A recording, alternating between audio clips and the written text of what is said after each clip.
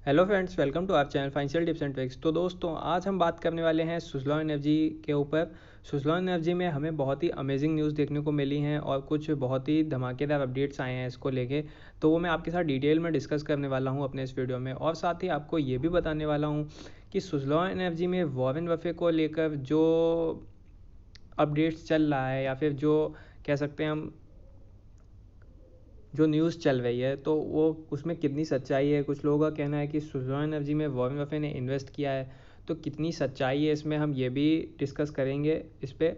और फ्रेंड्स, साथ ही आपको ये भी बताऊंगा कि सुज़लॉन एनर्जी पे अगर आप फर्स्ट पोजीशन बनाना चाहते हैं तो आपके लिए क्या रहेंगे बेस्ट सपोर्ट्स और लेवल जिसमें आपको फर्स्ट पोजीशन बनाना चाहिए।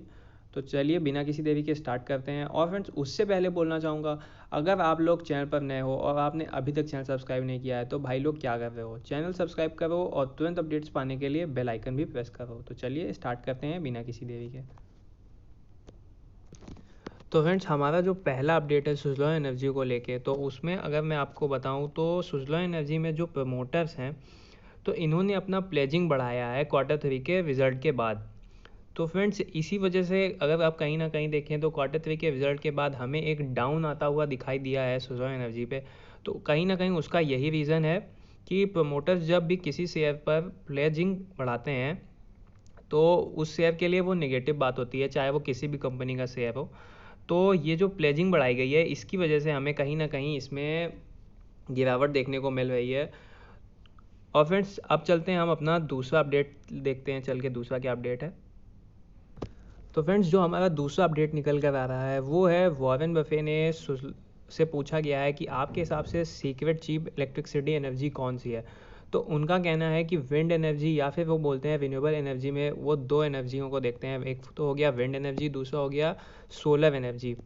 तो इसकी वजह से अगर आप देखें तो जो फ्यूचर का है, फ्यूचर में इन एनर्जियों का, रिन्यूएबल एनर्जी का, जिसमें सुज़लॉन एनर्जी जैसी कंपनियां हो गई या फिर ऊर्जा ग्लोबल जैसी कंपनियां हो गई, इनका बहुत ज़्यादा ग्रोथ होने वाला है। और विंड एनर्जी और सोलर एनर्जी से ही आगे चलकर इलेक्ट्रिसिटी जनरेट की जाने वाली है। तो अगर आप फ्यूचर में देखते हैं तो फ्यूचर के हिसाब से काफ़ी शानदार न्यूज़ है ये, और काफ़ी ज़्यादा ग्रोथ होने वाली है इन कंपनियों की। बाकी वॉरेन बफे से रिलेटेड अब हम सेकेंड न्यूज़ देखते हैं अपनी। और फ्रेंड्स, ये वॉरेन बफेट से रिलेटेड सेकेंड न्यूज़ है। अगर इसमें आप देखते हैं तो Warren Buffett spend big on clean energy, काफ़ी बड़ा इन्वेस्टमेंट किया है वॉरेन बफेट ने। लगभग अगर आप यहाँ पर देखें तो $15 billion to renewable energy already. और more important, Buffett said that he is ready to invest another $15 in the sector. मतलब $15 बिलियन ये इन्वेस्ट कर चुके हैं और जल्द ही और $15 बिलियन इस सेक्टर में ये इन्वेस्टमेंट करने वाले हैं। तो इससे आप समझ सकते हैं वॉरेन बफेट जैसे अपने वर्ल्ड के सबसे बड़े स्टॉक मार्केट के खिलाड़ी जो हैं, वो अगर इस रिन्यूएबल एनर्जी की तरफ इन्वेस्ट कर रहे हैं, तो मतलब आप समझ सकते हैं ये सेक्टर जो है फ्यूचर में बहुत ज़बरदस्त ग्रोथ करने वाला है। इसीलिए मैं कह रहा हूँ, अगर आप लोग सुज़लॉन एनर्जी और ऊर्जा ग्लोबल जैसे स्टॉक्स को अभी नहीं पिक करते हैं तो आपको बाद में बहुत पछतावा होगा, क्योंकि अभी ये स्टॉक काफ़ी सस्ते लेवल पर मिल रहे हैं।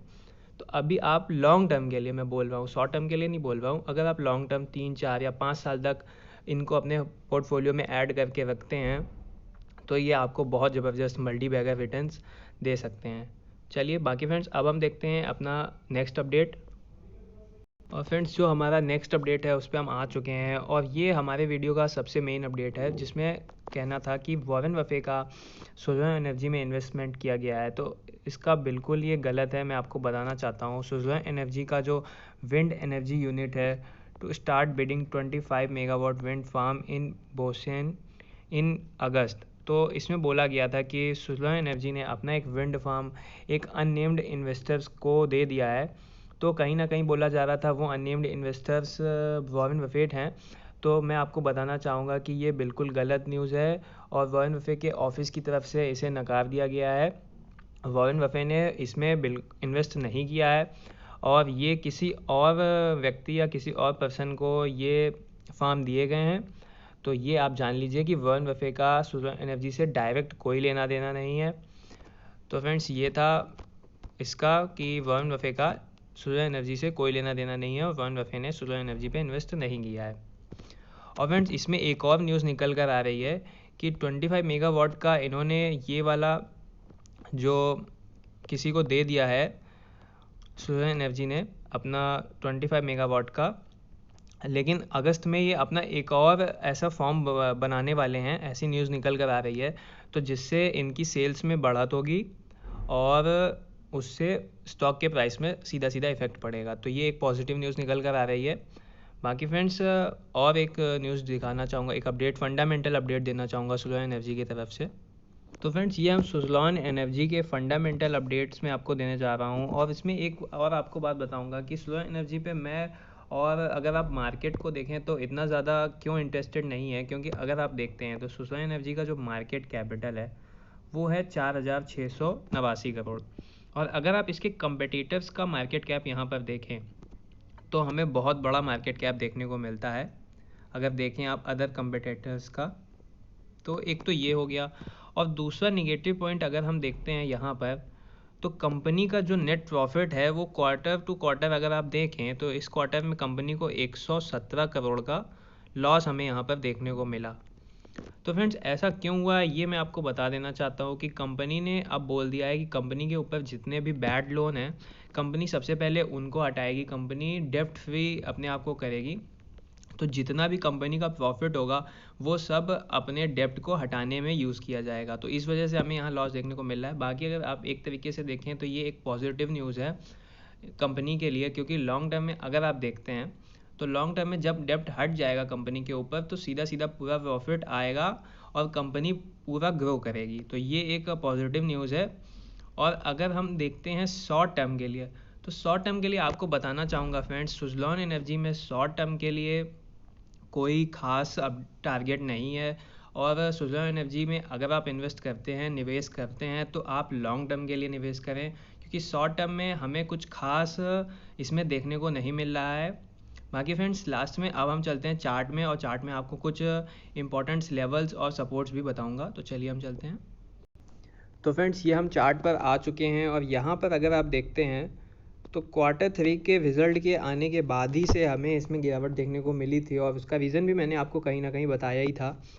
और अगर हम देखते हैं यहाँ पर, तो अगर मैं आपको सबसे पहले अगर इसके आपको सपोर्ट्स बताऊं तो आपको पहला सपोर्ट तो जो है वो 5 रुपये के लेवल पर देखने को मिलेगा, और इसके बाद जो रॉक बॉटम सपोर्ट जिसे हम कह सकते हैं वो 4 रुपये का लेवल है जो यहाँ पर आपको देखने को मिलेगा। किसी भी हालत में ये 4 रुपये से नीचे नहीं जाने वाला है, अगर कितना भी लॉस होता है तो आपको मान लीजिए 1.5 रुपये से ज़्यादा लॉस नहीं होगा।